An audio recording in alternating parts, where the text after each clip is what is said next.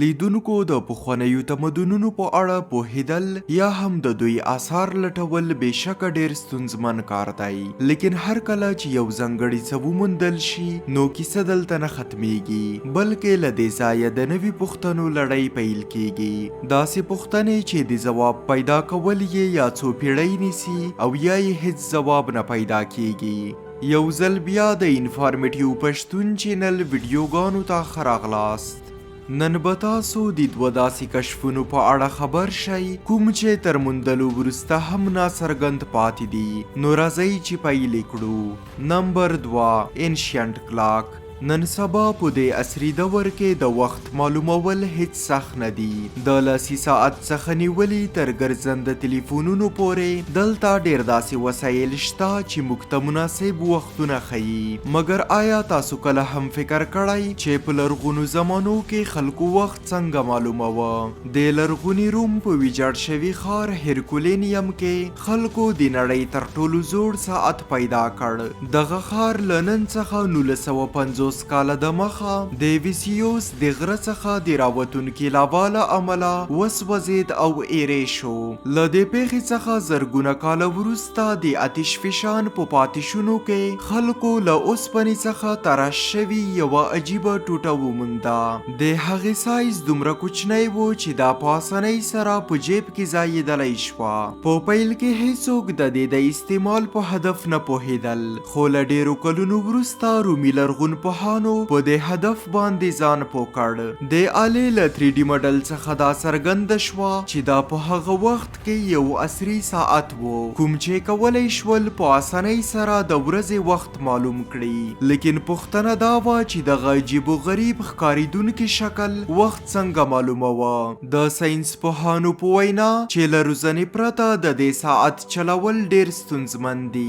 تر ټولو مخکې خو دا په داسې طریقه سره زړول کېده چې د لمر وړانګې یې په چپ لوري ولګېږي. په دې کې چې کوم مربع شکلونه وینئ دا هر یو مربع نیم ساعت راښیي. سهار وخت کله چې د دې لرګي سیوری په ښي طرف لومړی مربع باندې راشي دا په دې معنا ده چې اوس د سهار 9 بجې دي. په همدې ډول کله چې لمر په سر ودرېږي نو سیوری په تر ټولو ښکتنۍ مربع باندې راځي، د کومې معنا چې د ورځې 12 بجې دي. د ماسپښین تر 12 بجو وروسته کچېرې وخت معلومول غواړئ نو د دې لوری باید له سره برابر کړئ، ځکه چې اوس لمر د دې چپ لوري ته نه بلکې شاته تللی وي.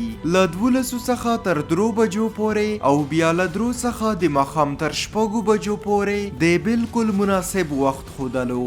کارپوهان په دې باور دي چې په هغه وخت کې خلکو دقیقو ته اړتیا نه درلوده، بلکې په دې پوهېدل ورته کافي وو چې د لمر لوېدو ته څومره وخت پاتې دی او د دې لرغوني آلې په مرسته ورته پوهېدل ډیر آسان وو، کوم چې شاید په هغه دور کې یو عصري ساعت وي. مګر یوه پوښتنه چې کارپوهان ځوروي دا ده چې ولې له دومره لوی ښار څخه یوازې یو داسې ساعت موندل شوی. نمبر 1 هانټډ آیلینډ. د سویډن د سمندر له ساحل څخه 14 کیلومتره لرې یوه داسې جزیره شتون لري چې په بره کې یې ډېرې ویرونکې کیسې ویل کیږي. د بیلاین فرون په نوم پیژندل شوي د جزیره کې یو څه حتمن دي چیرته چې هیڅ انسان په یوازې ځان د تګ جرأت نه لري. د 13 زرګونو کلونو راهیسې د دې جزیرې په اړه مشهوره ده چې دلته ډېر داسې نالیدلي طاقتونه شته کوم چې انسانان ورسره مقابله نشي کولای.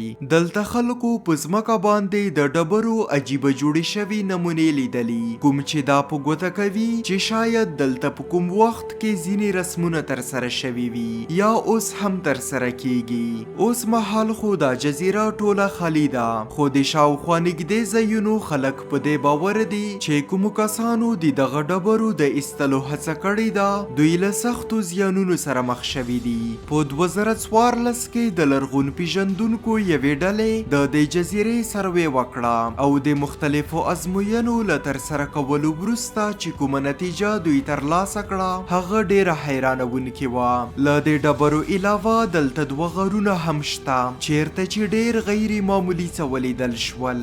د یوه غار په داخل کې له تیږو څخه جوړ شوی یو سټیج هم ولیدل شو چیرته چې شاید یو خاص انسان د څه ویلو لپاره پورته شوی وي.